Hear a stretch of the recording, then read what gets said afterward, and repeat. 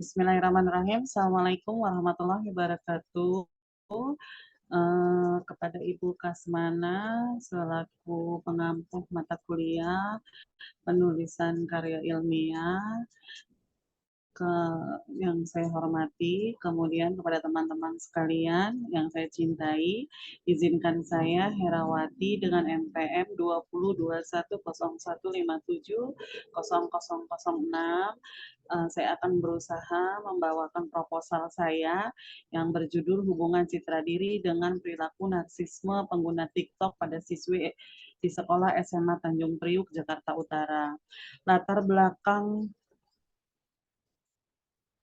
Latar belakang saya memilih proposal ini dengan judul Citra Diri pada pelaku siswa SMA Tanjung Priuk adalah dewasa ini hampir dapat dipastikan setiap orang yang memiliki sebuah telepon pintar, mempunyai akun media sosial seperti Facebook, Twitter, bahkan aplikasi untuk mempresentasikan perasaannya seperti TikTok, Bigo Live, dan sebagainya. Mula Warman dan Aldila 2017. Kondisi ini merupakan sebuah keadaan yang mengubah bagaimana kemampuan berkomunikasi melalui media sosial begitu luas. Adanya perubahan yang terjadi di dalam masa remaja dapat menimbulkan problema tertentu di dalam dirinya. Siswa SMA yang masuk ke ranah masa remaja sering terjadi permasalahan-permasalahan yang menyangkut dengan media sosial. Kemudian identifikasi masalahnya yaitu berdasarkan latar belakang di atas dapat diketahui bahwa masalah yang muncul adalah maraknya siswa SMA Tanjung Priuk, Jakarta Utara yang menggunakan media sosial TikTok sebagai ajang popularitas untuk menunjukkan citra dirinya. Selanjutnya adalah batasan masalah. Permasalahan dalam penelitian ini difokuskan hanya kepada hubungan narsisme dengan citra diri siswi SMA Tanjung Priuk, Jakarta Utara. Untuk rumusan masalahnya, apakah ada hubungannya citra diri dengan perilaku narsisme pada siswi di sekolah SMA Tanjung Priuk, Jakarta Utara? Kemudian tujuan penelitiannya yaitu untuk mengetahui hubungan citra diri dengan perilaku narsisme pada siswi SMA pengguna TikTok di sekolah SMA Tanjung Priuk, Jakarta Utara. Selanjutnya penelitian. Berdasarkan tujuan penelitian, maka peneliti memiliki manfaat teoritis dan praktis. Adapun kegunaannya yaitu kegunaan teoritis untuk peningkatan khazanah ilmu, bimbingan dan konseling khususnya bagi guru BK di sekolah menengah atas. Kegunaan praktisnya yaitu dengan adanya penelitian ini dapat meningkatkan pemahaman dan kesadaran bagi pembaca, khususnya siswi di SMA Tanjung Priuk, Jakarta Utara, sebagai pengguna media sosial TikTok yang aktif, untuk mengantisipasi dan menghindari dampak negatif yang dapat ditimbulkan akibat pengguna media sosial TikTok. Baik, selanjutnya adalah landasan teori. Landasan teori yang saya ambil adalah yang pertama adalah perilaku narsistik. Pengertiannya, perilaku narsistik, narsisme atau narsistik bukan istilah dari bahasa gaul, ini adalah nama sebuah kelainan mental dan kepribadian, perasaan cinta terhadap diri sendiri berlebihan disertai egoisme dan kesombongan.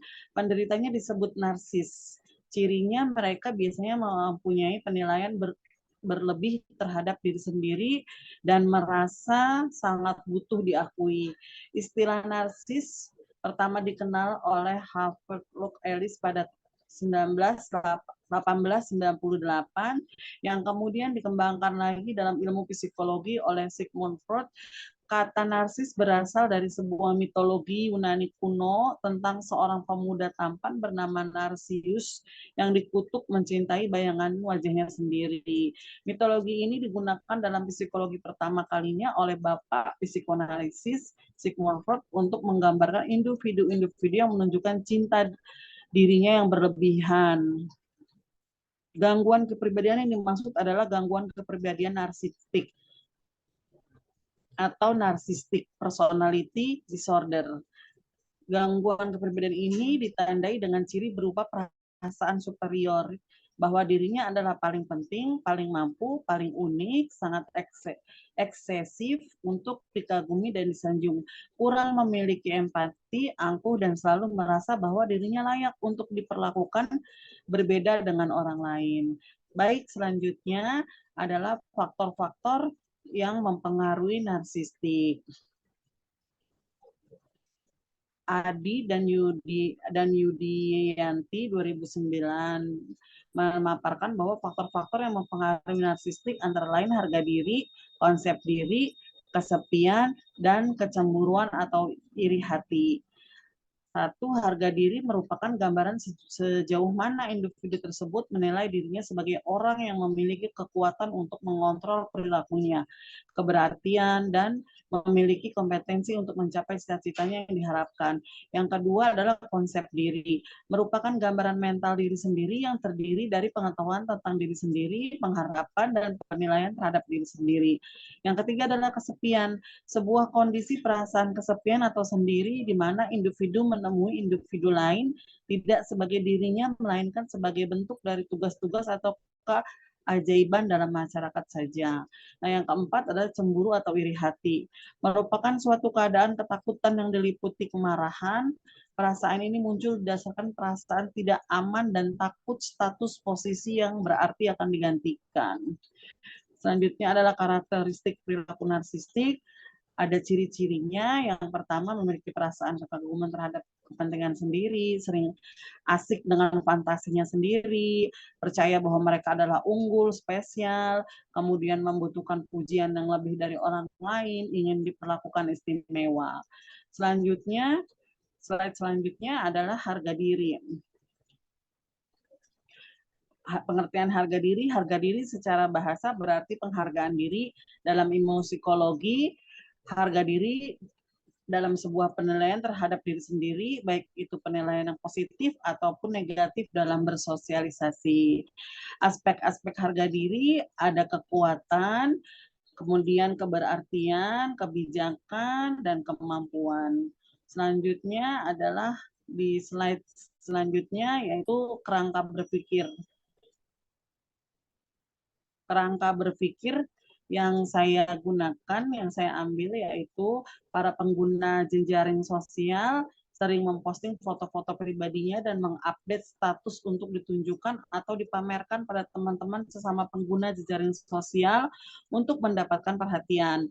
Semakin banyak yang memberi komentar atau like, individu tersebut beranggapan bahwa dirinya populer.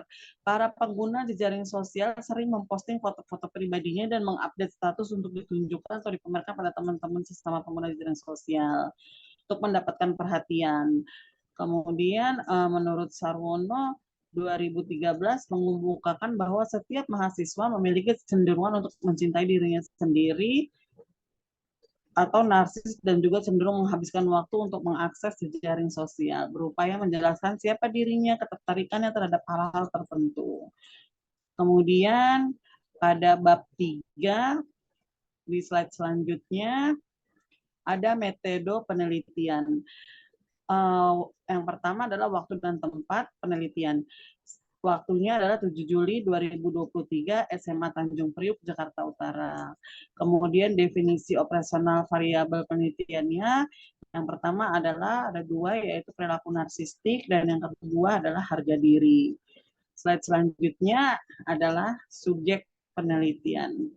Nah, subjek penelitiannya ini ada populasi penelitian, populasi adapun karakteristik yang ditetapkan pada penelitian ini adalah subjek jenis kelamin perempuan siswi aktif di sekolah SMA Tanjung Priuk Jakarta Utara.